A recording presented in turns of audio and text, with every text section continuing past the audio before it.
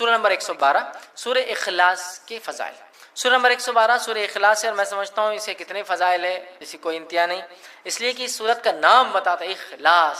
اخلاص کا معنی ہوتا ہے پیور، خالص، بغیر ملاوٹ کا۔ اخلاص نے کیا کیا؟ سورۃ الاخلاص نے رب اور رب کیا نہیں ہے اس کو فرق کر دیا، گاڈ کیا ہے اور کیا نہیں ہے اس کو ڈیفرینشیٹ کر دیا، اس لیے اخلاص صاف کر دیا، کلیئر کر دیا، پیور کر دیا، کسی بھی قسم کی ملاوٹ باقی نہ کی، رب کون ہے اور کیسا ہے۔ اخلاص، الاخلاص، سورۃ الاخلاص، خالص کا بولتے ہیں نا، خالص سونا، خالص دودھ ہے نا، مطلب پیور گولڈ، پیور ملک، خالص، ساری گندگیوں سے، برائی سے، کمزوریوں سے پاک، عیب سے پاک۔ سورۃ الاخلاص، سورۃ الاخلاص، سورہ اخلاص پڑھنے والوں سے اللہ تعالیٰ جو ہے محبت فرماتا ہے۔ سورہ اخلاص جو لوگ پڑھتے ہیں اللہ تعالیٰ ان سے محبت فرماتا ہے۔ مسلم کی روایت ہے، ماں عائشہ رضی اللہ عنہا فرماتی اور کہتی ہے کہ اللہ کے رسول صلی اللہ علیہ وسلم نے ایک شخص کے قیادت میں لشکر بھیجا، مطلب ایک شخص کی قیادت میں، لیڈرشپ میں ایک بٹالین، ایک لشکر جو ہے آپ نے بھیجا۔ وہ صاحب جب نماز پڑھاتے تو اپنی قرأت میں سورہ اخلاص پر ختم کرتے، مطلب جب بھی نماز پڑھاتے جو ختم کرتے نماز تو اینڈنگ سورہ اخلاص، مطلب اگر ایک سورہ پڑھا تو دوسرا سورہ اخلاص آخر میں ہوتا ہی تھا، اینڈنگ سورہ اخلاص۔ آنے کے بعد لوگوں نے کہا اللہ کے رسول صلی اللہ علیہ وسلم یہ صاحب کیا کرتے تھے، ہر نماز کے اینڈ میں سورہ اخلاص ایڈ رہتا تھا ان کا ایڈیشن، تو ختم کرتے۔ جب لشکر واپس آیا تو لوگوں نے رسول اللہ صلی اللہ علیہ وسلم ذکر کیا، آپ صلی اللہ علیہ وسلم نے ارشاد فرمایا اس سے دریافت کرو ایسا کیوں کرتا تھا۔ لوگوں نے اسے دریافت کیا، جا کر پوچھا تم ایسا کیوں کرتے تھے، تو اس نے جواب دیا یہ سورہ رحمان کی صفت بیان کرتا ہے، یہ سورہ رحمان کے، رب کے اوصاف، کیریکٹرسٹکس بیان کرتا ہے۔ قل هو اللہ واحد، کہہ دو وہ اللہ ایک ہے، اللہ الصمد، اللہ بے نیاز ہے، لم یلد، ٹھیک ہے، لم یلد ولم یولد، وہ کسی سے پیدا نہیں ہوا اور اس کے کوئی ماں باپ نہیں، مطلب نہ اس نے کسی کو پیدا کیا نہ وہ کسی سے پیدا ہوا، نہ وہ اس کے کوئی ماں باپ ہے، نہ اس کو بیوی ہے، نہ اس کے کوئی بچے ہیں، ولم یکن لہ کفوا احد، اور اس جیسا دوسرا کوئی نہیں۔ تو رب رحمان کی صفت یہ صورت بیان کرتی ہے، تو اس شخص نے کہا مجھے چونکہ اس میں رحمان کی صفتیں بیان ہوتی ہیں اس لیے میں اس کو پڑھتا ہوں، لہٰذا میں اسے پڑھتا ہوں اور اس کو پسند بھی کرتا ہوں چونکہ اللہ کی صفتیں ہیں۔ یہ سن کر رسول اللہ صلی اللہ علیہ وسلم نے فرمایا اسے جا کر بتا دو کہ اللہ تعالیٰ بھی اس سے محبت کرتا ہے، چونکہ وہ رحمان کی صفتوں کی وجہ سے سورہ اخلاص پڑھتا ہے، اللہ تعالیٰ بھی اس سے جو ہے محبت کرتا ہے، ٹھیک ہے۔ اسی طرح جو ہے ایک مرتبہ سورہ اخلاص پڑھنے کا ثواب 1/3 قرآن کے پڑھنے کے برابر ہے، 1/3 قرآن پڑھنے کے برابر ہے، یہ صحیح مسلم کی روایت ہے۔ 1/3 یاد رکھیے کتنی اہم بات ہے، اس لیے کہ اس میں توحید ہے، توحید بڑی اہم بات ہے، ہم مسلمانوں کو ضرورت ہے اس توحید کو سمجھے، جس توحید کے کلمے کو جس کو ہم کہیں گے، جس توحید کے سورت کو پڑھنے کا ثواب 1/3 قرآن کے برابر ہے، اس توحید کو سمجھیں۔ ہم توحید کو کبھی نہیں سمجھتے، اللہ ہم پہ رحم کرے، اور شرک میں ہماری زندگیاں گزری چلی، ٹھیک ہے، یہ بڑی خطرناک بات ہے، ہمیں توبہ کرنا چاہیے۔ تو سورہ اخلاص کی ضرور ہم تفسیر پڑھے، یاد رکھیں۔ اسی طرح سورہ اخلاص سے محبت اور اس کی کثرت سے تلاوت جنت میں جانے کا باعث ہے، اس سے محبت اور کثرت سے اس کی تلاوت جنت میں جانے کا باعث ہے۔ ابو ہریرہ رضی اللہ عنہ فرماتے ہیں رسول اکرم صلی اللہ علیہ وسلم کے ساتھ میں تھا، آپ صلی اللہ علیہ وسلم نے ایک آدمی کو قل واللہ احد پڑھتے ہوئے سنا، تو آپ صلی اللہ علیہ وسلم نے فرمایا اس کے لیے واجب ہو گئی۔ میں نے عرض کیا کیا واجب ہو گئی، تو آپ صلی اللہ علیہ وسلم نے ارشاد فرمایا جنت۔ سورہ اخلاص پڑھا، آپ نے فرمایا اس کے لیے واجب ہو گئی۔ میں نے پوچھا کیا واجب ہو گئی اس کے لیے، تو کہا جنت۔ تو ابو کیا لگ رہا، صرف قل واللہ احد اللہ الصمد لم یلد ولم یولد ولم یکن لہ کفوا احد، جنت میرے واجب ہو گئی۔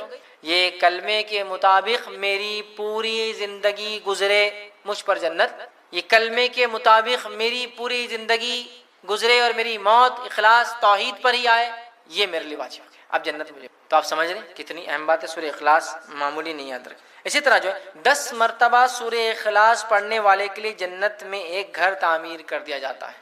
اب آپ دیکھیے غور سے، یہ پہلی صورت ہے جس میں کوانٹٹی آئی ہے، کتنی بار پڑھنا ہے، باقی کسی میں بھی کوانٹٹی نہیں تھی اب تک۔ تو آپ جس کو بولیں گے آپ تعداد مت طے کیجیے اب صورت کتنا پڑھنا ہے، بس پڑھتے جائیے، یہاں کوانٹٹی ہے۔ اگر اس نیت سے 10 بار پڑھی جائے کہ اس سے جو ہے جنت میں گھر چاہیے، تو پھر اسی کوانٹٹی فکس ہے، پھر 10 بار ایک ساتھ پڑھنا ہے۔ آئیے حدیث کے الفاظ، مسند احمد کی روایت ہے، معاذ بن انس رضی اللہ عنہ فرماتے اور کہتے ہیں رسول اللہ صلی اللہ علیہ وسلم نے فرمایا جس نے قل واللہ احد آخر تک 10 بار پڑھی اس کے لیے اللہ تعالیٰ جنت میں گھر تعمیر کرتے ہیں۔ جس نے سورہ اخلاص کو 10 بار پڑھا اللہ تعالیٰ اس کے لیے جنت میں ایک گھر تعمیر کرتے ہیں۔ سمجھ رہا بات کو، گھر تعمیر کرتے اللہ تعالیٰ کس شخص کے لیے، جو سورہ اخلاص کو 10 بار پڑھتا ہے، یاد رکھیں۔ تو آپ دیکھیے کتنی بڑی فضیلت ہے کہ 10 ٹائمز کا ریسیٹیشن جنت میں ایک گھر، مذاق نہیں ہے، مذاق نہیں، ٹھیک ہے۔ اسی طرح شیطان کے وسوسوں سے بچنے کے لیے سورہ اخلاص پڑھ کر بائیں جانب، ٹھیک، بائیں مطلب لیفٹ ہینڈ، جو ہے 3 مرتبہ تھوکنا چاہیے. یہ وسوسے جو کنٹینیو آتے ہیں نا اس کا بھی علاج ہے. ٹھیک ہے, حدیث کا الفاظ سنیے. جو ہے ابو داؤد کی روایت ہے, جو ہے ابو سلمہ بن عبد الرحمن رضی اللہ عنہ کہتے ہیں کہ رسول اللہ صلی اللہ علیہ وسلم نے فرماتے ہوئے سنا ہے کہ ایک وقت آئیں گا لوگ ایک دوسرے سے بہت زیادہ سوال کریں گے, بہت زیادہ سوال کریں گے, حتیٰ کہ ایک کہنے والا کہیں گا اچھا مخلوق کو اللہ نے پیدا فرمایا. ایک آدمی آ کے کیا سوال کریں گے, اچھا مخلوق کو اللہ نے پیدا کیا تو پھر اللہ کو کس نے پیدا کیا؟ وہ شک ڈال دیں گے. مخلوق کو اللہ نے پیدا کیا تو اللہ کو کس نے پیدا کیا؟ جب لوگ ایسی باتیں کریں گے تو کہنا, جب لوگ ایسی باتیں کریں گے تمہارے سامنے تو تم کیا کہنا, اللہ احد اللہ الصمد لم یلد ولم یولد ولم یکن لہ کفوا احد. خطرناک وسوسہ ہے نا, اللہ کو کس نے پیدا کیا.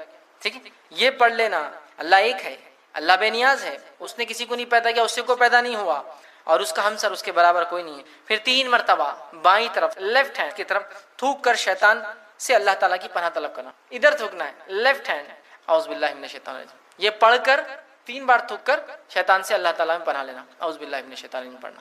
نماز میں وسوسے آئے تو اس کا طریقہ الگ ہے. نماز میں وسوسے آئے اعوذ باللہ من الشیطان الرجیم, ادھر تھوکنا ہے لیفٹ ہینڈ, اور اللہ تعالیٰ کی ذات میں وسوسہ ڈال رہا ہے غیر نماز میں تو اللہ احد اللہ الصمد لم یلد ولم یولد ولم یکن لہ کفوا احد, ادھر تھوکنا ہے لیفٹ ہینڈ, تو یہ نکل جاتا ہے. اب ایک چیز چونکہ میں نے بول دیا ہوں تو اب اس کو کچھ نہ کچھ لاجیکل آپ کو کچھ آنسر دیتا ہوں بات سمجھنے کی. اللہ کو کس نے پیدا کیا؟ لوگ سوال کرتے ہیں, بہت سارے ایتھیسٹ وغیرہ ایسے لوگ ہم سے بھی کر سکتے دعوتی فیلڈ, ٹھیک ہے, یا وہ لوگ جو اللہ کو نہیں مانتے ہیں, گاڈ کو نہیں مانتے, کریٹر کو نہیں مانتے. میں ایک ایگزامپل دے کے بات سمجھاتا ہوں. اگر کوئی بول رہا ہے کہ بی کو کس نے پیدا کیا تو ہم کہہ رہے سی, تو سی کو کس نے پیدا کیا تو ہم کہہ رہے ڈی, تو ڈی کو کس نے پیدا کیا ہم کہہ رہے ای. کوئی نہ کوئی تو فرسٹ ہوگا جس کو کسی نے نہیں پیدا کیا ہوگا. ورڈ نیچرل ہے. آپ کتنا بھی لمبا جائیے, جانے کے بعد ایک سرٹن پوائنٹ پہ آ کے آپ کو یہ بات تو ماننا پڑیں گی کوئی ایک تھا جو بغیر بنائے بنا ہے.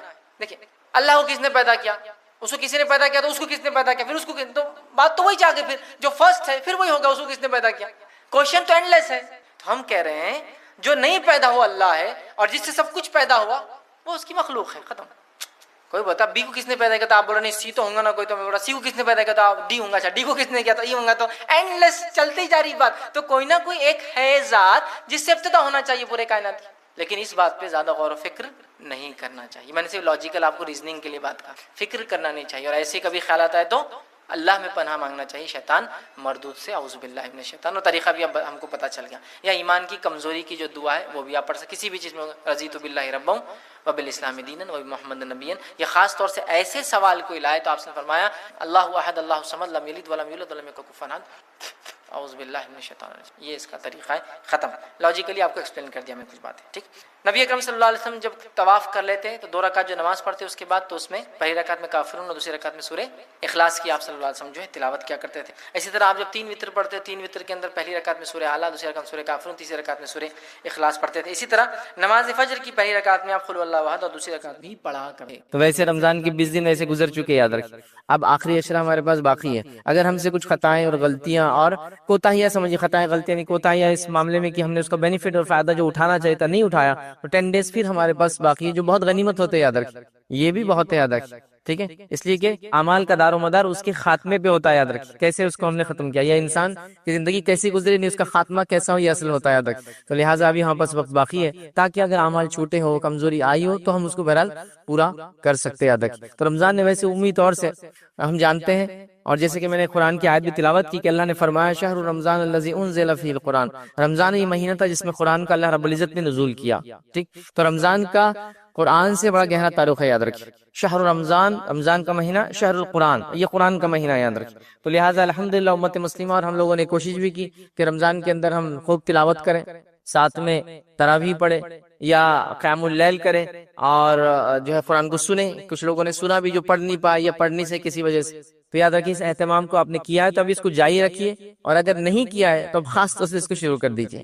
اگر دن گزر گئے ہیں رمضان میں ہم نے نہیں کر پائے تو اب کر لیجیے, اس لیے کہ 10 دن یہ بہت غنیمت ہوتی ہے, یاد رکھیے تلاوت کے لیے, اپنے رب کو راضی کرنے کے لیے, یاد رکھیے, اور عبادت کے لیے. تو لہٰذا اس عشرے میں خاص طور سے اس کا جو ہے اہتمام کرنے کی کوشش کریں کہ ہم قرآن کی جو ہے زیادہ سے زیادہ جو ہے تلاوت کریں, یاد رکھیے. اور یاد رکھیے رمضان ہی نہیں بلکہ سال بھر ایک معمول اپنا ہم بنا لے, ایک جس کو کہتے ہیں ایک سسٹم بنا لے کہ ہم سال بھر ہر روز قرآن کا کچھ نہ کچھ حصہ جو ہے ضرور جو ہے پڑھنے کا ایک معمول بنا لے, یاد رکھیے. لیکن بہرحال وہاں پر ایسا کوئی معمول ایک سسٹم نظر نہیں آتا ہے الا ماشاء اللہ، مطلب اللہ نے جس کو توفیق دی اور جس کے لیے آسان کر دیا اعمال تو بہرحال لوگ کر رہے ہیں، لیکن ہر کسی کے لیے آسان نظر نہیں آ رہا۔ یاد رکھیے کہ ہم اس کو بھلا بیٹھتے ہیں اور بہت مخصوص وقت میں قرآن یاد آتا ہے کہ ہاں قرآن بھی پڑھنا چاہیے ہمیں، اور یہ بڑی تعجب کی بات ہے۔ یاد رکھیے ایسے اوقات میں اور ایسے لوگوں کے لیے کبھی کبھی پڑھا جاتا ہے جس کا نہ ان کو فائدہ ہوتا ہے نہ کچھ ہوتا ہے۔ یاد رکھیے مطلب قرآن پڑھا جا رہا ہے وہ زندگی کے لیے قرآن یاد رکھے، لیکن عموماً پڑھا جا رہا ہے جب کوئی دنیا سے چلا جا رہا ہے یا جانے سے قریب ہے پڑھا جا رہا ہے، ٹھیک ہے، یا پھر اس کی بات یا اس کا تذکرہ تب آ رہا ہے جب لڑائی ہو رہی، جھگڑا ہو رہا، تو لائیے قرآن کو اس کا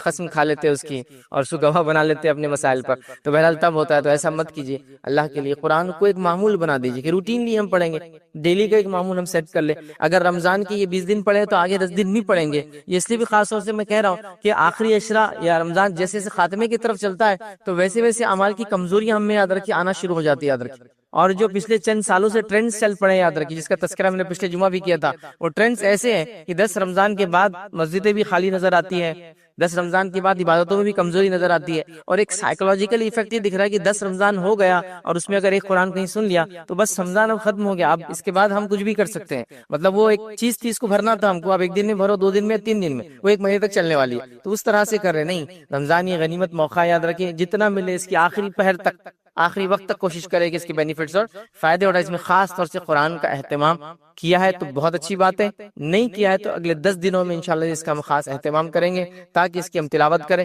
ٹھیک ہے، اور تلاوت کرنے کے ساتھ ساتھ اس کو اگر آپ سمجھ سکتے، سمجھنے کی کوشش کر سکتے تو بالکل یہ کیجیے۔ یاد رکھیں تو رمضان کا تعلق قرآن سے گہرا ہے، لہٰذا ہم بھی اپنا تعلق گہرا بنائیں اور سال بھر اس کو پکڑ لے۔ یاد رکھیں اس لیے کہ رمضان یہ وہ مہینہ نہیں ہے کہ ہم صرف اس میں عبادت کریں اور پھر چھوڑ دیں، رمضان وہ مہینہ ہے جس میں ہم عبادت کرنا اگر نہیں کرتے تو ہم نے سیکھا، اس کو بہت اچھے انداز سے کیا، بہت زیادہ کیا، اب یہ عادت ہم کو سال بھر لگ گئی، اب ہم اس معمول پر علیہ اور ڈٹے رہیں گے۔ عادت تو یہ ایک طرح سے یہ ایک مہینہ تھا جس میں ہم کو پریکٹس کروائی دی، ایک چیز سکھائی گئی۔ یاد رکھیں اب اس کو ہم کو باقی اور قائم رکھنا ہے۔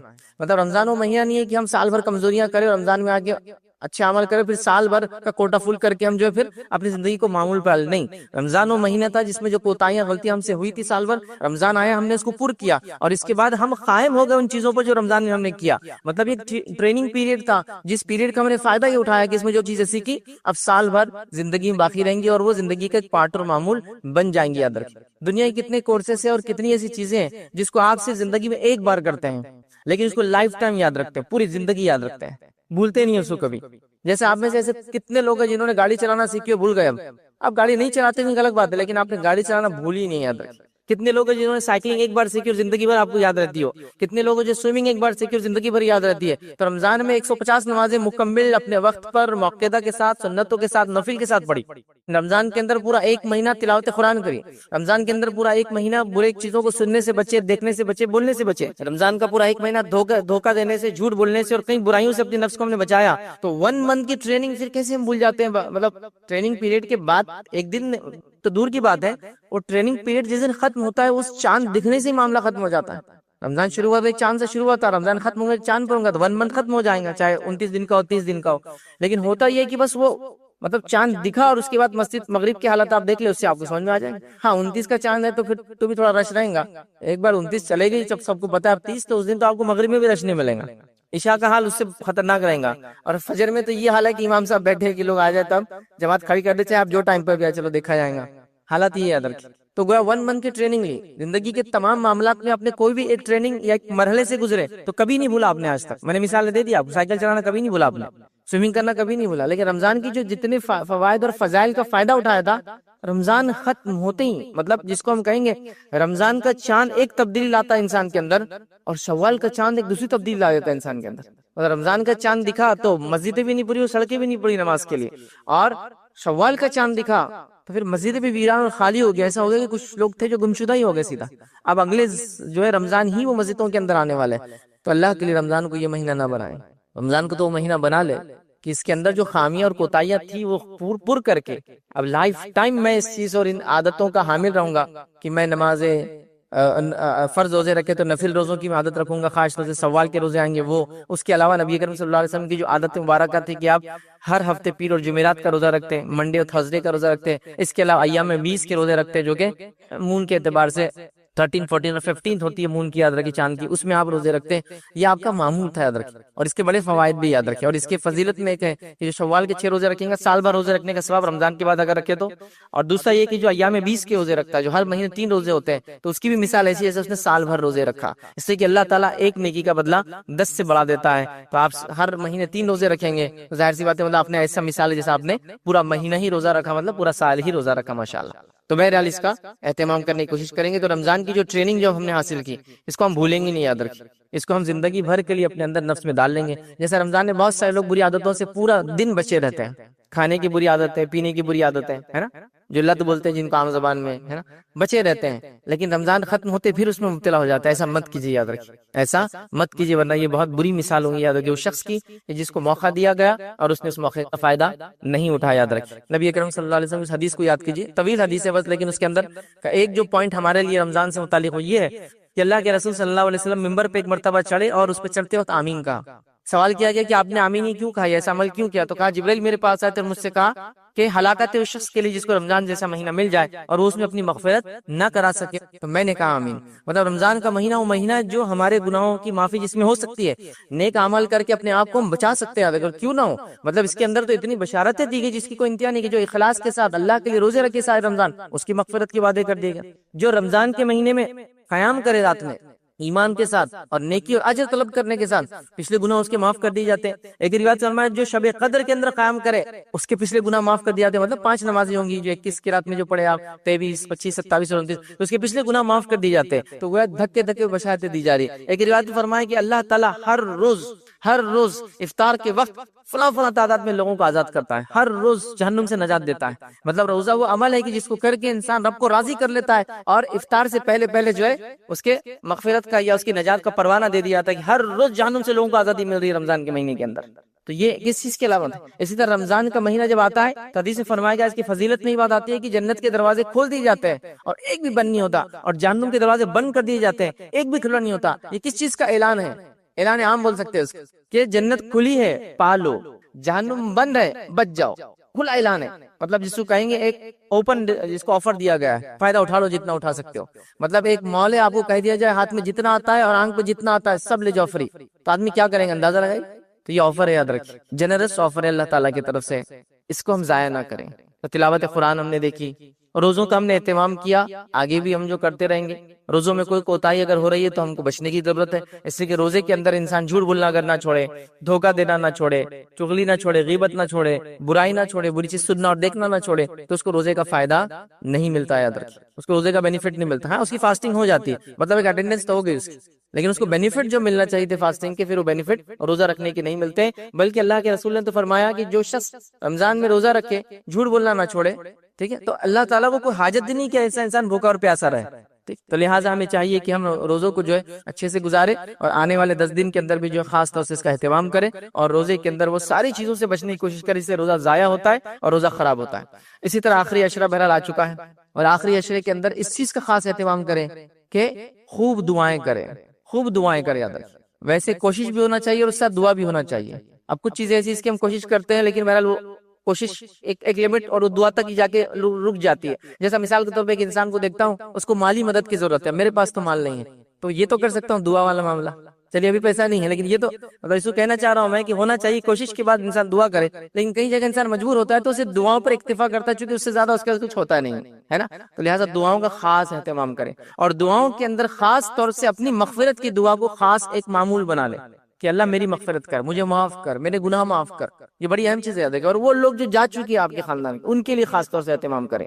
دعائیں بڑی اہم چیز ہے، یاد رکھیں، دعائیں کوئی ایسی چیز نہیں ہے کہ آپ اس کو کبھی کبھار استعمال کریں، دعائیں ایسی چیز اس کے ہمیشہ آپ اس کو جو ہے اس کا سہارا لیتے رہیں، اور اس کے ذریعے اللہ رب العزت کے قریب ہم پہنچ سکتے ہیں، یاد رکھیں۔ لیکن دعاؤں کا بھی ہم بس کوئی چلن اور اہتمام نظر نہیں آتا، یاد رکھیں۔ یہ الگ بات ہے کہ نماز کے بعد با جماعت دعا کرنا سنت سے ثابت نہیں ہے، لیکن اس کا یہ معنی نہیں ہے کہ زندگی میں دعا کبھی کرنا ہی نہیں ہے۔ حالات ہی نظر آ رہے ہیں، زندگی میں کوئی دعا ہی نہیں ہو رہی ہے، ہاتھ ہی نہیں اٹھ رہا ہے، دعاؤں کا اہتمام کریں، ہے نا۔ یہ جگہ ثابت نہیں کہ ہر نماز کے بعد بس کامنلی دعائیں ہوتی ہیں مسجد میں، یہ ثابت نہیں سنت سے، اللہ کے رسول نے پوری زندگی میں کبھی نہیں کروایا، کبھی نہیں۔ نماز استسقاء میں کروایا، جمعے کے خطبے میں جو ہے آپ دعائیں کراتے تھے، وہ ایک الگ بات ہے، لیکن نماز کے بعد نہیں کبھی۔ لیکن ہمارا حال یہ ہوگا کہ ہم کبھی دعا ہی نہیں کر رہے، ہم کو لگا دعا ہی نہیں پا. یہ دعا بڑی اہم چیز ہے، یاد رکھیے. اور دعا اتنی اہم چیز ہے، یاد رکھیے، کہ جس کی کوئی انتہا نہیں. مطلب یہ جس کو کہیں گے ایسی عبادت ہے جو کبھی کبھار کرنے والی نہیں ہے، جس کو میں یوں سمجھا سکتا ہوں سمجھنے کے لیے کہ دعا کوئی اسپیئر ویل نہیں ہے آپ کی گاڑی کا جو کبھی ضرورت پڑے تو آپ لگا کے گاڑی چلا لے. دعا یہ اسٹیئرنگ ویل ہے آپ کی گاڑی کا، جس کے بغیر گاڑی چلی نہیں سکتی آپ. مطلب گاڑی میں بیٹھے کہ اس کو پکڑنا ہے اور اسی سے گاڑی کو پھر سٹارٹ کر کے آگے چلانا ہے نا. اسٹیئرنگ ویل جو گاڑی کا ہوتا ہے، یہ اسپیئر ویل نہیں ہے. ہم کو لگا دعا اسپیئر ویل ہے جو کبھی کبھار لگائے، ضرورت پڑی تو ایگزام آ گئے، تو مصیبت آ گئی، دکھ آ گئی، پریشانی آ گئی، بیمار آ گئے. یاد رکھیے جب انسان خوشحالی میں اللہ کو یاد رکھتا ہے تو رسول اللہ صلی اللہ علیہ وسلم فرماتے ہیں اللہ تعالیٰ اس کو تنگدستی میں یاد رکھتا ہے. پھر یاد رکھنے سے مراد کیا؟ دعائیں کرے، حاجت کرے کہ ریلائز کے سامنے، تو اللہ تعالیٰ اس کو تنگدستی میں یاد کرتا ہے. اس کا معنی یہ بھی ہوا کہ انسان اگر صحت میں یاد رکھے اللہ تعالیٰ کو تو اللہ تعالیٰ اس کو بیماریوں میں بھی پھر یاد رکھتا ہے. ٹھیک ہے، تو یہ بڑی اہم بات ہے، یاد رکھیے. لیکن ہم نے دعاؤں کو یاد رکھیے چھوڑ دیا. تو رمضان کے مہینے میں خاص طور سے آخری اشرائے خوب دعاؤں کا اہتمام کریں، خوب دعاؤں کا اہتمام کریں. ویسے کچھ لوگ روایت بیان کرتے ہیں لیکن یہ روایت صحیح نہیں ہے کہ پہلا اشرا رحمت کا، دوسرا برکت کا، تیسرا مغفرت. صحیح نہیں ہے. لیکن رمضان کے خاتمے کی طرف جا رہا ہے تو اس کی انٹینسٹی اب بڑھ رہی ہے، یاد رکھیے. تو لہٰذا اس اعتبار سے کروں خوب دعائیں کیجیے. اور دعاؤں میں یہ دعا خاص ہے جو اپنے مغفرت کے لیے، جہنم سے نجات کے لیے، جنت کو پانے کے لیے، درجات کو بلند کرنے کے لیے، یہ بڑی اہم چیز ہے، یاد رکھیے. اور نبی اکرم صلی اللہ علیہ وسلم فرمایا کہ جو شخص 3 مرتبہ جہنم سے نجات مانگتا ہے تو جہنم اللہ سے کہتی ہے کہ اللہ اس کو نجات دے دے، مجھ سے پناہ دے دے اس کو. اور جو شخص 3 مرتبہ اللہ سے جنت کا سوال کرتا ہے تو جنت کہتی ہے اللہ اس کو مجھ میں بھیج دے. تو کیا کیجیے دعا اللہم صل الجنت ونعوذ بک من النار، 3 بار پڑھیے اس کو. ٹھیک ہے، تو یہ ہم مانگ رہے اللہ تعالیٰ سے، تو دعائیں کیجیے، دعاؤں کا اہتمام کیجیے. اور خاص طور سے جو میں نے کہا نا، دعاؤں میں جو ہے اپنے آپ کو یاد رکھیں اور دعاؤں میں ساری امت کو یاد رکھیں. کوشش تو کرنا چاہیے جو کچھ ہم کر سکتے ہیں، لیکن کچھ جگہ یہ حالت نظر آ رہی ہے کہ اب دعا یہ کوشش باقی رہ گئی ہمارے لیے. تو وہ کیجیے. امت کے دیکھیے حالات کس طرح سے چل رہے ہیں. آپ اگر خوش ہیں اپنے گھر میں، صحت کے ساتھ ہے تو بڑی نعمت مل گئی آپ کو، بڑی نعمت مل گئی آپ کو. لوگوں کو دیکھیے بیماریوں سے پریشان ہے، امن و امان کی کمی سے پریشان ہے، لوگوں کے ظلم و زیادتی سے پریشان ہے، اور مالی کمی سے پریشان ہے. غربت کا یہ حال ہے کہ لوگوں کے پاس کھانے کے لیے نہیں. اللہ نے ہم تمام کو سبز دیا، تو ہم یاد رکھیں اپنے آپ کو اور ان لوگوں کو جو اس چیز سے محروم ہے یا جو آزمائش اور ٹیسٹ سے گزر رہے ہیں ان کو بھی اپنی دعا میں یاد رکھیں، اور اس کے بعد جو کر سکتے وہ کریں. اسی طرح رمضان کا آخری اشرا ہے تو خاص طور سے میں گزارش کروں گا کہ صدقات اور خیرات کا اہتمام کریں. یہ بڑی اہم چیزیں یاد رکھیں، صدقات اور خیرات. لیکن ہمارے پاس حالت یہ ہے کہ جیسے جیسے عشرہ آگے بڑھتا جاتا ہے صدقات اور خیرات کی کمی ہوتی جاتی ہے. ریزن یہ کہ ہم لوگوں نے بہت ساری چیزوں کو لوازمات میں ڈال دیا رمضان کی، جس کے نتیجے میں جس کے ایکسپنسز اتنے ہائی ہو چکے ہیں کہ وہ میٹ کرتے کرتے پورا رمضان ایسے ہی گزر جاتا، پوری انکم اسی میں لگ جاتی. رمضان کا آخری عشرہ مطلب اب وہ عید کی تیاری ہے. رمضان کا آخری عشرہ آخرت کی تیاری بڑھنا چاہیے تھا، ہمارے عید کی تیاری بڑھ رہی ہے تو شاپنگ زیادہ ہو رہی ہے، پیسہ زیادہ خرچ ہو رہا ہے، لیکن لوگوں پر نہیں ہو رہا ہے، مستحقین پر نہیں ہو رہا ہے، ضرورت مندوں پہ نہیں ہو رہا ہے، بیماروں پہ نہیں ہو رہا ہے، لوگوں کو جو ہے مصیبت ان کی دور کرنے نہیں ہو رہا ہے، ان کے قرض اتارنے پہ نہیں ہو رہا ہے، وہ پیسہ خرچ ہو رہا ہے. یاد رکھیے اپنے ہی نفس پہ ہم خرچ کر رہے ہیں، اپنے آپ کو ڈیولپمنٹ کرنے پہ کر رہے ہیں. حالانکہ یہ سب چیزوں کی ضرورت نہیں، کوئی زائد ہو جاتا ہے، مطلب ہم غلو کرتے ہیں جس کو کہتے ہیں حد سے زیادہ بڑھ جاتا ہے چیزوں کے استعمال کے اندر. یاد رکھیں تو لہٰذا خرچ کرنے کا معمول کریں اور ان خاص 10 دنوں کے اندر صدقات اور خیرات کا اور زیادہ اہتمام کریں. نبی اکرم صلی اللہ علیہ وسلم کے تعلق سے آتا ہے کہ رمضان میں آپ عام دنوں سے زیادہ صدقہ کرتے ہیں. اسی کوشش کریں کہ اب کریں، اگر اب تک نہیں ہو تو اب کریں، اور خاص طور سے جب شب قدر ہوتی ہے اس رات میں بھی کرنے کی کوشش کریں، کیونکہ شب قدر تو جس کو ہم کہیں گے وہ پورے رمضان کا ایک جیم ہے. مطلب رمضان اگر ایک تاج ہے تو اس کا بڑا نگینہ جو ہے شب قدر جو رمضان میں ہم کو دی جاتی ہے. یاد رکھیں ٹھیک ہے. تو بہرحال رمضان میں خاص طور سے شب قدر میں کوشش کریں کہ صدقات اور معمول یاد رکھیں صدقات اور خیرات کا بنائیں. اسی طرح آخری عشرہ یاد رکھیے، اور جو لوگ اپنی زکات رمضان میں ہی نکالتے ہیں، ویسے زکات تو دینا ہے جب اس پہ 1 سال گزر جائے، رمضان ہو غیر رمضان ہو اس سے کوئی مسئلہ نہیں ہے، لیکن ہمارے پاس ایک سسٹم بنا ہوا ہے کہ لوگ رمضان میں زکات نکالتے ہیں. ٹھیک ہے، اگر آپ کا وہ سسٹم ہے، آپ اسی سائیکل چلاتے ہیں اپنے، تو بڑا ٹھیک ہے، آپ وہ کر سکتے ہیں، مسئلہ نہیں. لیکن اصولی بات تو ہے کہ 365 دن اگر رمضان سے پہلے ہو جائے، 355 دن معاف کرنا ہے 1 سال، تو آپ کو رمضان سے پہلے دینا ہے، لیٹ نہیں کرنا ہے. لیکن کبھی ایڈوانس دینا ہے آپ کو کہ میری زکات جو ہے رمضان کے بعد محرم میں ہوتی ہے، لیکن میں 3 مہینے پہلے اس کو دے دینا چاہ رہا ہوں، تو وہ تو مسئلہ نہیں. ایڈوانس زکات دے رہے ہیں وہ مسئلہ نہیں، کر سکتے اس کو نکالیں، اس کا حساب کرے. زکات نکالنے میں ایک جو میں نے چلن دیکھا لوگوں کا وہ یہ ہے کہ ہمارے ابا 20,000 دیتے تھے، اب میں نے 25,000 دے رہا ہوں. لیکن ابا 20 کیوں دیتے تھے اور تم 25 کیوں دے رہے ہو؟ حساب کیا ہے اس کا؟ نہیں، حساب نہیں کرتے ہم، بس ابا 20 دیتے تھے ہم 25 دے رہے. زکات ایسا ابا 20 دیتے تھے میں 25 دے رہا ہوں، انہوں 30 دیتے، اس پہ نہیں ہوتی ہے. زکات جو ہے آپ کے پاس اگر کوئی مال نصاب سے زیادہ ہو تو اس پہ 2.5% ہوتی ہے، پھر وہ 20,000 بھی ہو سکتا ہے اور 20 لاکھ بھی ہو سکتا ہے آپ کا. لیکن ہم نے معمول بنا لیا 20,000 25,000 30,000. ایک صاحب کہنے لگے میں تو زکات بند مٹھی دیتا ہوں. زکات بند مٹھی نہیں چلتی. کتنا دیا پھر آپ نے؟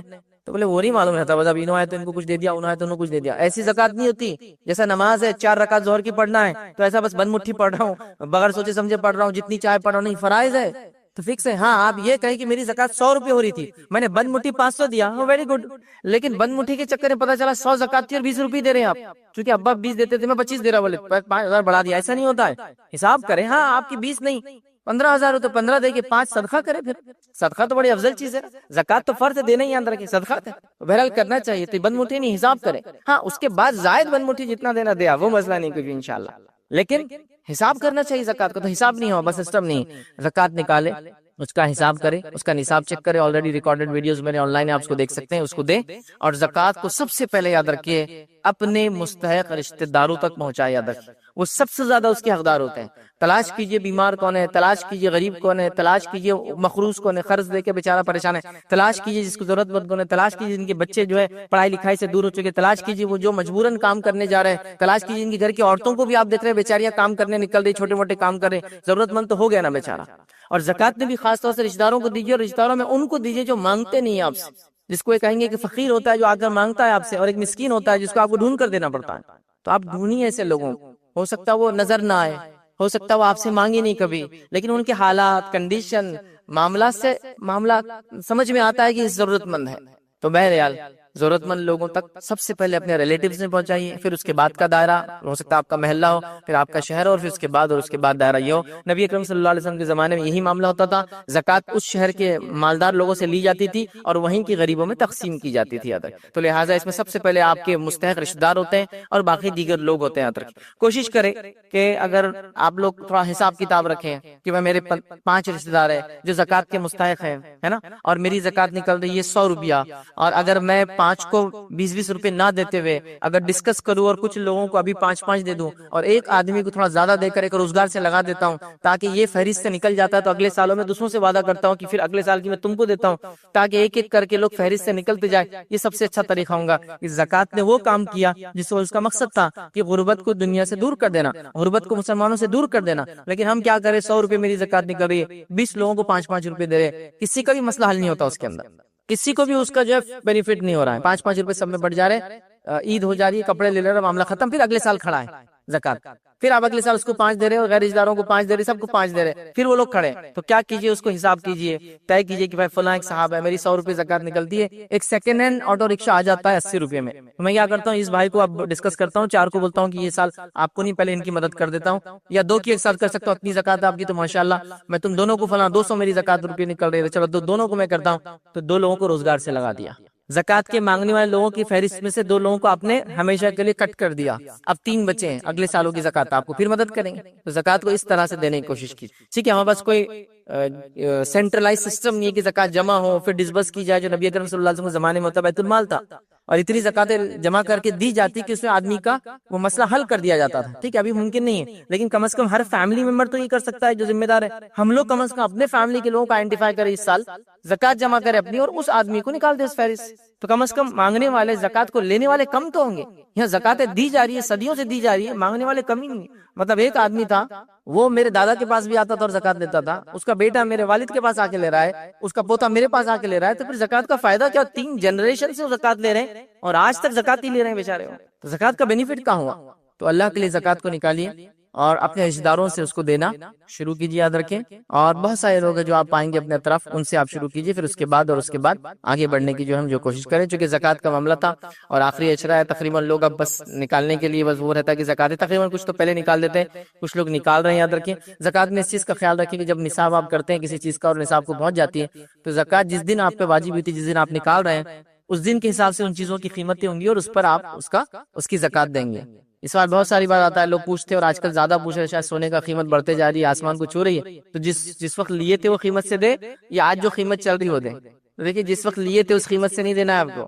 آج جو قیمت چل رہی ہے، اللہ نے آج برکت دے دی نا اس میں، تو پھر آپ کیوں چاہتے ہیں کہ واپس آپ ریورس لے جائیں اپنی برکت کو؟ تو آج کے حساب سے آپ کو دینا پڑے گا. تو اب جو بھی 85, 86, 87 ہزار روپے کا یہ پیور کا یاد رکھیے قیمت اور دام ہے، اس کے حساب سے دینا ہے. یاد رکھیے، تو بیچنے کی چیزوں کے اوپر یاد رکھیے، دیگر سٹاکس ہوتے وغیرہ ان چیزوں کے اوپر بھی یاد رکھیے، اس چیز کو ذہن میں رکھنا ہے. اس کے ساتھ ایک چیز اور بتا دوں، بہت سے لوگ جو تجارت کرتے ہیں وہ یہ سوال کرتے ہیں کہ مال جو تجارت کا ہوتا ہے اس کے سیلنگ پرائس پر زکات ہے یا اس کی کاسٹ پرائس پر، جس لینڈنگ پرائس، مطلب میں نے جتنے ملایا اس پہ زکات دوں، جیسا میں نے 100 روپے کا مال لایا لیکن یہ بکتا ہے 120 روپے میں، یہ میرا سیل پرائز ہے، تو زکات 120 پر ہے، 100 پر نہیں، چونکہ یہ آپ کا اتنا پیسہ آنے والا ہے نا، تو مال آپ کا ہوا 120 کا، نہ کہ 100 روپے کا، تو لینڈنگ کاسٹ نہیں، سیلنگ کاسٹ کے اوپر یا جو دام میں بکتا ہے اس اعتبار سے آپ کو اس کا اماؤنٹ اور پیسہ یاد رکھیے اس میں دینا ہے، یاد رکھیے۔ تو زکات نکالیے، پوری نکالیے، جب زکات ہو جائے اس کے بعد صدقات کا اہتمام کیجیے، یاد رکھیے یہ بڑی اہم چیز ہے، یاد رکھیے زکات تو صرف 2.5% ہے، لیکن ابھی آپ کا 97.5 باقی ہے،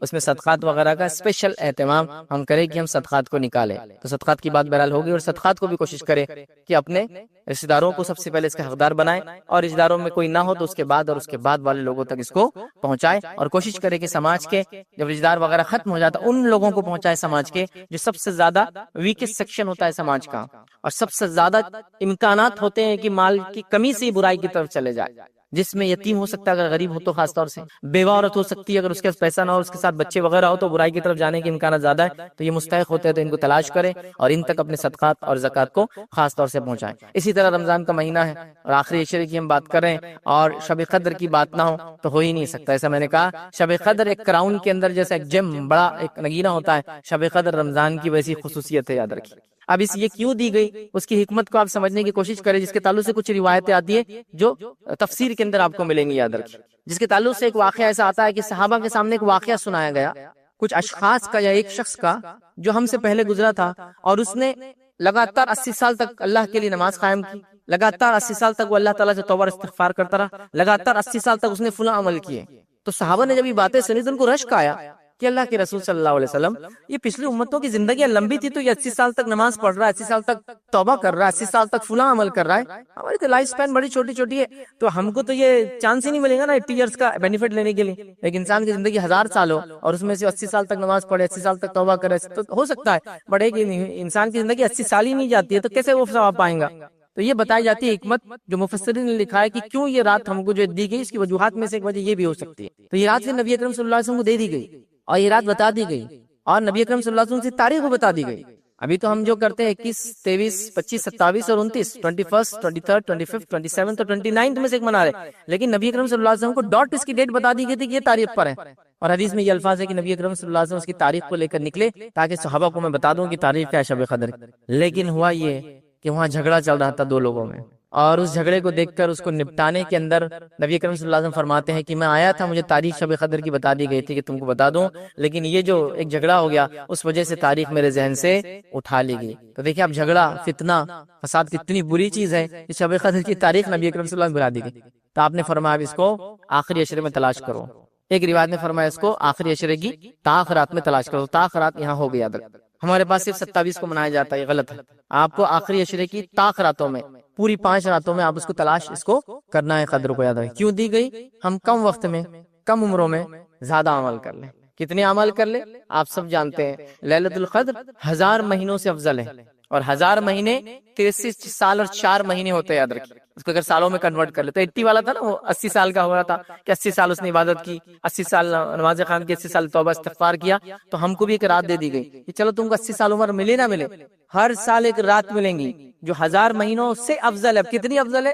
آدمی کی انٹینسٹی، نیت کے اعتبار سے اللہ اعمال کو روایت میں آتا ہے 1 سے 10 گنا، اور کچھ اعمال کو تو 1 سے 700 گنا، اور کچھ کو اس سے زیادہ ملٹیپل ٹائم بڑھا دیتا ہے۔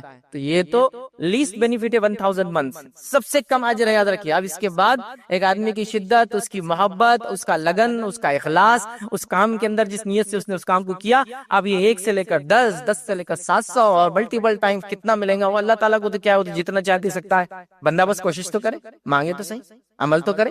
1000 جو ہے مہینے کا جو ثواب، 80 سال میں 83 سال 4 مہینے ہوتے ہیں، یاد رکھیں حساب کے اعتبار اتنا اجر ثواب ملتا ہے، کس کا؟ ایک رات جاگنے کا، اس میں عبادت کرنے۔ اب شب قدر میں کیا کرنا ہے ہم کو اور آپ کو؟ شب قدر یاد رکھیے رات جو شروع ہوتی ہے مغرب سے شروع ہو جاتی ہے، ٹھیک ہے، مغرب ہوئی رات چالو ہوگی، کب تک چلتی ہے؟ فجر کے ہونے تک، مطلب ابھی یہ زمانے میں آپ سمجھ لیجیے سحر کا آخری وقت قدر کا آخری وقت ہے، ختم ہو گئی ہوں. تو اب آپ کو مغرب سے وقت ملا تو مغرب آگئی قدر کے اندر، مغرب کے بعد کی موقعہ ہے نوافل آپ اہتمام کر سکتے ہیں. اس کے بعد آپ گھر وغیرہ جائیں گے فوراً عشاء ہو جاتی ہے، عشاء پڑھے، عشاء کے بعد آپ جو ہے تراویح وغیرہ کر رہے ہیں یا رات میں قیام کرنا ہے آپ لوگ وہ کریں. اس کے ساتھ ساتھ تلاوت قرآن کو ایڈ کر دیں کہ اس رات مخصوص کروں گا. اس رات کی خاص دعا ہے اللہم انک عفو تحب العفو فاعف عنی، یہ دعا کو خاص اہتمام کریں اس رات کے اندر. یاد چھوٹی سی دعا ہے، کہیں بھی آپ کو دعاؤں کی کتاب میں مل جائیں گی. اس رات میں یہ دعا سنت سے ثابت ہے، اللہ کے رسول نے خاص کہا کہ یہ دعا اس رات میں کرنا چاہے. اللہم انک عفو، اللہ تو معاف کرنے والا ہے، تو بلاف اور معافی کو پسند کرتا ہے. فاعف عنی، مجھے معاف کر دے اس رات. ٹھیک ہے، تو یہ دعا کا اہتمام خاص طور سے اس رات کے اندر کرنا ہے. اس کے علاوہ اور کیا کرنا ہے؟ دیگر دعاؤں کا اہتمام بھی اس رات کو آپ کو کرنا ہے. دوسری دعائیں جو عام دعائیں آپ جو کرتے ہیں، اس کے ساتھ ساتھ دعا میں خاص دعا استغفار کرنا ہے، توبہ کرنا ہے اپنے گناہوں کے لیے. تو یہ دعا بھی بڑی اہم دعا ہوتی ہے، اس میں انسان اپنے گناہوں کی معافی طلب کرتا ہے. اور خاص طور سے عام دنوں میں بھی جو سحر کا وقت ہوتا ہے، اس کا استغفار اللہ پسند کرتا ہے. اور مومنوں کی صفت قرآن نے بتائی کہ وہ اسحار سحر کے اندر استغفار کرتا ہے. تو خاص طور سے قدر بھی اگر ہے تو سحر کا جو وقت ہوتا ہے خاص طور سے استغفار کا اس میں اہتمام کیجیے، یاد رکھیے. ٹھیک ہے، صدقات اور خیرات کا اس رات میں اہتمام کیجیے، یاد خاص طور سے، چونکہ بڑی افضل رات ہے. اور صدقات اور خیرات بھی ایک مالی عبادت ہے. زکات وغیرہ تو فرض ہے، کبھی بھی دیجیے، وہ مسئلہ نہیں اس کا، لیکن صدقات اور خیرات خاص عبادت ہے جو الگ سے انسان نفلی کرتا ہے. تو ظاہر سی بات ہے اس کو آپ شب قدر کے اندر بھی مستحقین کو ڈھونڈ کر کھانا کھلانے کی شکل میں، کپڑے پہنانے کی شکل میں، راشن وغیرہ مدد کی شکل میں، اور کئی مصیبتیں اور پریشانیاں لوگوں کی بھائی دیکھیے تلاش کرے اور جائے ان کو اہتمام کرے کہ ان کو ڈھونڈ کر وہ چیز کو دینے کی جو ہم کوشش کریں. اس طرح سے جو ہمیں کوشش کرنا چاہیے اس رات میں جتنے ہو سکتے ہیں زیادہ سے زیادہ اعمال کرنے کی ہم کوشش کریں. لیکن بڑی افسوس کی بات ہے، یاد رکھیے قدر بھی آتی ہے اور یوں ہی بس چلی جاتی ہے. زیادہ سے زیادہ یہ اہتمام ہوتا ہے کہ ہر روز رات میں 12-1 بجے تک جاگ رہے تو قدر میں 2 بجے تک جاگ لیں گے بس. لیکن اعمال کیا ہے اس کے اندر؟ نہیں، اعمال زیادہ نہیں ہو پا رہے ہیں. تو پھر یہ بات تو درست نہیں ہوئی، یاد رکھیں یہ بات تو درست نہیں ہوئی. اور ہم نے رمضان کا فائدہ نہیں اٹھایا، شب قدر جیسی رات دی کی فائدہ نہیں اٹھایا، اور اپنی مغفرت کا سامان پھر رمضان میں ہم جمع نہیں کر پائیں گے. یاد رکھیں یہ بڑی اہم چیز ہے، یاد رکھیں اس کو سمجھنے کی کوشش کریں. انشاءاللہ جیسے آخری بات فطرے کی رکھوں گا، لیکن اگلے جمعہ اور ہم تفصیلات میں اس کو دیکھیں گے. تو فطرے کا یاد رکھیے، لوگ رمضان میں یاد رکھیے فطرہ دینا ہے. ابھی صرف یہ بات کہوں گا اس جمعہ میں آپ کو کہ فطرے آپ جو رمضان میں دینا ہے وہ آپ کب دیں گے معلوم آپ کو؟ جب عید کا چاند دکھیں گا اس کے بعد سے لے کر تو عید کی نماز کے پہلے آپ کو دینا ہے. آپ کی میں نے کئی لوگوں سے سنا ہے کہ وہ ہم نے فطرے میں اس کو ابھی دے دیے. فطرہ ابھی نہیں دے سکتے آپ، مطلب رمضان میں والے انہیں سحر کر لیں گا، افطار کر لیں گا. سحر افطار کے لیے فطرہ نہیں ہے، فطرہ عید کی حکمت سے دیا جا رہا ہے. عید الفطر اس لیے اس کو کہا جا رہا ہے. ٹھیک ہے، اس لیے کہ عید کے دن کھائے پیے لوگ، کوئی بھوکا نہ رہے، کوئی مانگنے والا نہ رہے، کوئی پریشان نہ رہے. تو رمضان کے لیے نہیں ہے. رمضان میں اگر دے دیا فطرہ آپ نے تو ختم، چھوڑ دیجیے اس کو، صدقہ تھا. فطرہ دیا جاتا ہے صرف عید کی چاند دکھنے کے بعد سے لے کر آپ کی نماز سے پہلے. آپ نے اگر نماز پڑھ لی عید کی تو اس کے بعد فطرہ نہیں ہوتا، پھر صدقہ ہو جاتا ہو، فائدہ نہیں ہو آپ کو. تو عید کی نماز سے، آپ کی عید کی نماز سے پہلے تو اپنے رشتہ داروں کو، دوستوں کو، محلے میں کچھ لوگ ہیں جو مستحق ہیں ان کو ڈھونڈ کے رکھیے، ذہن میں رکھیے عید کا چاند دیکھا دے دیجیے. ہاں اگر کوئی کلیکٹ کر رہا ہے، جمع کر رہا ہے، جیسا کہ کوئی مسجد، کوئی مدرسہ، کوئی چیریٹیبل آرگنائزیشن جمع کر کے ڈسبرس کرے تو ایڈوانس دینے میں کوئی حرج نہیں. لیکن ان کا بھی کام ہے وہ عید کی نماز چاند دیکھنے کے بعد سے اس کو ڈسبرس کرے اور نماز سے پہلے اس کو دے. ان کا بھی کام یہ طے کرے، وہ تو کر سکتے، کوئی مسئلہ نہیں. ایسے بڑی تنظیمیں ہوتی جو آسانی سے والنٹیئرز ہوتے ہیں، نام لکھ لے پہلے فوراً لوگوں کو پہنچا دے، تو ویسا کرنا. تو جمع کرنے کے لیے آپ 26 سے جمع کیجیے، 27 28 سے کوئی مسئلہ نہیں. ڈسبرس دینے کا ٹائم اس کا یہ ہے. لیکن تو میں نے بہت سارے لوگوں سے سنا ہم تو کیا کرتے بولے فطرہ ایک رمضان کو ہی دے دیتے، فائدہ ہونا لوگوں کو رمضان میں. ارے فطرہ عید کے لیے ہے تاکہ لوگ عید میں کھائے پیے، کوئی بھوکے نہ رہے. اچھا اس میں یہ خطرہ بھی نہ لے، بہت سارے لوگ میں نے دیکھا فطرہ دیتے ہیں، خطرہ کیا لے رہے کہ وہ کسی کو طے نہیں کیا پہلے سے، اب نماز کو جانے کا ٹائم ہے اور لے کے بھاگ رہے اناج. تو پھر آپ کے سامنے آ جاتے وہ لوگ جو پروفیشنل ہوتے ہیں، رکشوں میں آ رہے ہیں آپ کے پاس، لوڈنگ رکشا میں اناج بھرا ہوا ہے اس کے آس، آپ کے اناج کو رکھنے کی جگہ نہیں. آپ بولو لے لے رکھ لے کہتے ہوئے تو اس کے اوپر ڈال رہا ہو، سب پھینک دو اوپر ڈالو، بولے اتنا بھر گیا. یہ تو مستحق ہی نہیں بچا نا، اتنا کنٹلوں میں اناج لے کے گھوم رہا ہے، وہ مستحق کہاں رہا وہ؟ آپ سمجھ رہے؟ یا پھر عیدگاہ لے کے چلے جاتے ہیں بلا تفریق، مذہب اور ملت کسی کی بھی جھولی میں ڈال دے رہے اٹھا کر. عیدگاہ میں بھی لے جاتے ہیں لوگ، چادر پھیلا کر بیٹھے ہیں اس میں ڈال دے رہے. ایسا مت کیجیے، آرگنائز وے میں کیجیے نا ہر کام کو. یہ کیا طریقہ ہے کہ کوئی بھی چیز کو بس کیسے بھی کرے؟ محلے کے اندر، رشتہ داروں کے اندر، آس پڑوس میں، پڑوسی محلے میں، سلم ایریا شہر کے بڑے بڑے ہوتے ہیں، پہلے سے طے کرے کس کو دینا ہے اور بس چاند دیکھا اس کے بعد جا کے دے دینا. کیا اس پہ اتنا مشکل ہے؟ کچھ لوگ سوال کرتے نہیں، بولے وہ عید کی مصروفیت اتنی رہتی کہ اگر آپ پہلے بول دو نا رمضان میں کبھی تو ہم پہلے دے دیتے ہیں. میں میرا سوال ہے عید الفطر منا رہا ہے تو فطرے سے زیادہ کیا تیری مصروفیت؟ اس سے زیادہ مجھے سمجھ میں نہیں آ رہا. عید الفطر، فطرے کی وجہ سے عید کا نام پڑ رہا ہے اور وہ فطرہ چھوڑ کے تیری مصروفیت باقی سب دینے کی ہے. کپڑے لینا ہے اس رات، فلاں کرنا ہے. ارے فطرہ سب سے اہم ہے نا. دیکھیے ایک نام سے کچھ چیزیں پتہ چل رہی. عید الفطر کیوں؟ فطرے کی وجہ سے اس کا نام پڑ گیا. تو فطرے دینے سے زیادہ کیا اہم کام ہے مجھے بتاؤ کہ آپ بول رہے کہ مجھے مصروفیت اتنی ہے چاند دیکھنے کے بعد میں فطرہ نہیں دے سکتا. لیکن تو مجھے آپ کیا کیجئے پہلے ایڈوانس دے دیجئے اور اس کا اجر یہ ہے کہ بولے وہ روزہ بھی رکھیں گا. روزہ نہیں اس کا مقصد. اصل یہ ہے روزے میں آپ نے صدقات خیرات دیتے رہیے جو آپ کو دینا ہے. اور فطرہ ویسے بھی اتنا کم ہوتا ہے کوانٹٹی میں, اسے رمضان نہیں گزرتا کسی کا.